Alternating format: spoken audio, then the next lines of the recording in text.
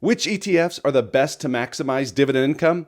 Well, there are many great dividend-focused ETFs on the market today, but they can't offer a ton in terms of yield, but they could give you a little bit in terms of growth. Many investors love to talk about SCHD, and I own a large portion of SCHD. I love SCHD and what it has to offer for my portfolio. But for income-seeking investors, SCHD just can't do it for you. You're looking for higher income. So in today's video, you're going to want to stay tuned because we're going to talk about two ETFs that can offer huge amounts of income. But before we jump in, do me a huge favor. Click that like button down below. Subscribe to the channel, and let's jump into it.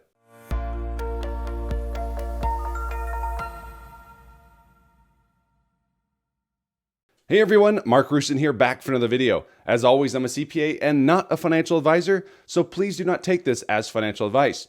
And before we begin, I'd like to thank today's video sponsor, which is NEOS Investments. NEOS offers a suite of option-based ETFs that seek high monthly income and tax efficiency across core portfolio exposures. The firm's founders are pioneers in the option-based ETF space, an area that has been growing rapidly, as they have previously created and managed some of the largest option-based ETFs currently on the market today.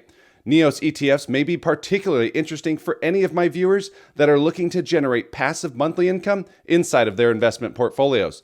Their ETFs offer exposure to major U.S. indices such as the S&P 500 and NASDAQ 100 index, with the primary objective, as I just mentioned, of pursuing tax-efficient monthly income for their investors. Between their four ETFs, SPYI, QQQI, CSHI, and BNDI, the NEOS team has ETFs that may offer enhanced income across both equity and fixed income sleeves of your portfolio. Be sure to check them out at neosfunds.com. Investors should carefully consider the investment objectives, risk, charges, and expenses of ETFs before investing. So here we are in a video talking about high income ETFs, and today's sponsor offers those exactly. But now let's talk about two other options for you. And let's begin with high income ETF number one, which is the JP Morgan Equity Premium Income ETF, stock ticker JEPI. JP Morgan can be credited with a lot of the popularity we've seen with income-based ETFs, as they launched JEPI back in May of 2020, and ever since launching, it really hit the ground running. Looking here, you can see that JEPI has climbed 9% over the past 12 months, but again, that is just share price appreciation. In terms of size, the ETF has $33 billion in assets under management, or AUM. So the chart we just looked at focused on share price appreciation. When it comes to the strategy around JEPI, they focus on not only buying individual positions, usually low beta positions, which can be thought of as lower volatility type of positions, and we're going to take a look at the top 10 positions within the portfolio here in a second.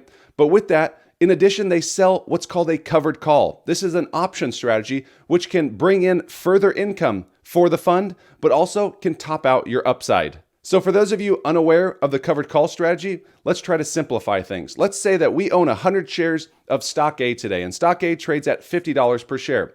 We're going to enter into an option contract, a covered call strategy, at a strike price of $55, which is saying that we agree to sell stock A, which trades at $50 today. We will sell it for $55 per share, which means if the stock goes up to $60, we have to sell it at $55. If the stock stays below 55, we keep that entire premium and we keep the shares that we already own. So with that premium, that is used to juice the dividend yield. So we're already receiving dividend income from the underlying stocks that we already own, and then we juice that yield with the premiums that we collect. So when it comes to the management of JEPI, this is a very actively managed fund. And usually when you have actively managed funds, which means a lot of buying and selling is going on a regular basis, that coincides with a higher expense fee, something I usually don't like to invest in. But when it comes to JEPI, even though it is actively managed, it has a relatively low expense fee of 0.35%. So now let's take a look at the top 10 holdings within JEPI. They include Progressive, Train, Amazon, Microsoft, Meta Platforms, MasterCard, Intuit, AbbVie, Visa, and Accenture. So those are the top 10 holdings, and a second ago, we looked at a chart showing the share price appreciation. Now let's take a look at total return, which includes the share price appreciation combined with the dividend income or the distribution income that investors are receiving.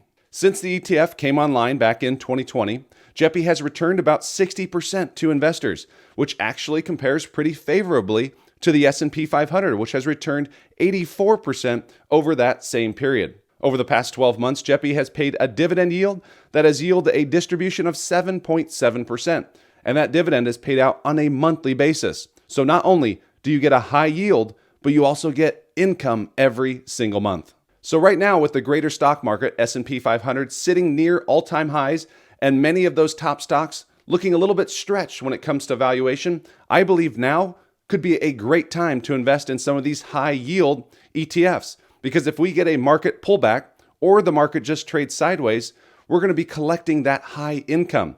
And if the market does in fact come back, that income's only going to increase. So we're going to see that yield go from 7.7% climbing back up to maybe 9%. Back in 2023, we saw JEPI have a distribution yield that climbed as high as 12%. Now let's take a look at another high yield fund, which actually happens to be the sister fund of JEPI, as it was launched 2 years to the day practically after JEPI, and that is the JP Morgan NASDAQ Equity Premium ETF, stock ticker JEPQ. Looking here at the chart, you can see that this high yield ETF has performed better than JEPI over the past 12 months, up nearly 25%, but again, that just pertains to share price appreciation. The ETF has assets under management of $11 billion, as you can see, a much higher distribution yield of 9.2%. So a higher yield, but lower AUM. So when it comes to the strategy, very similar strategies. Own underlying positions and sell covered calls to juice those premiums. The real main difference comes in the fact that JEPI focuses on low beta stocks, which usually coincides with less volatility. JEPQ, though, focuses on NASDAQ 100 stocks, which could add a lot more in terms of volatility. Here's a look at the top 10 positions for JEPQ. They include Microsoft, Apple, Nvidia, Amazon, Meta, Google, Broadcom, AMD, Netflix, and Tesla. So as you can see, a much different top 10 list than we saw earlier with JEPI. In terms of the distribution yield, JEPQ over the past 12 months has paid a dividend of $4.85 per share, which equates to a yield of 9.2%. So JEPQ, higher yield, more NASDAQ focused, more volatility.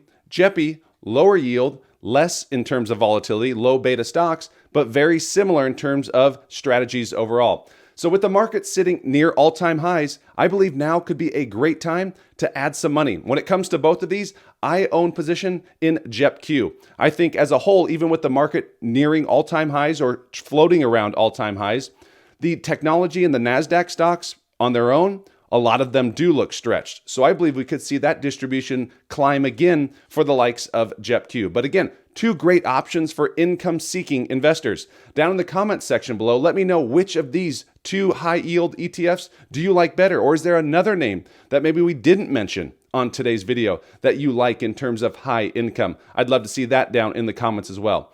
Again, thank you for watching. If you haven't done so, make sure you smash that like button down below. Subscribe to the channel, and we'll see you in the next one. Take care.